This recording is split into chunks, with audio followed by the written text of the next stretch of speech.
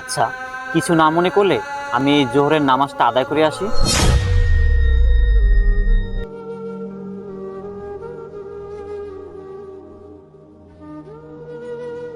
আচ্ছা, আপনাকে একটা কথা জিজ্ঞেস করব। জি বলেন।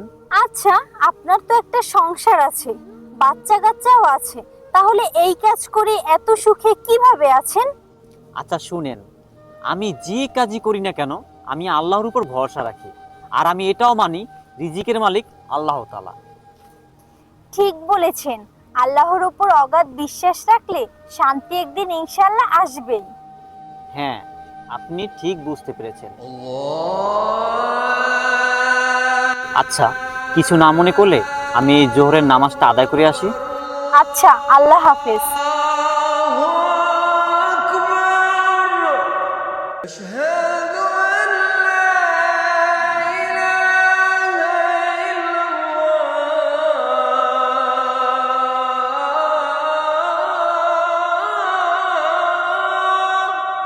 أشهد أن محمدا رسول الله।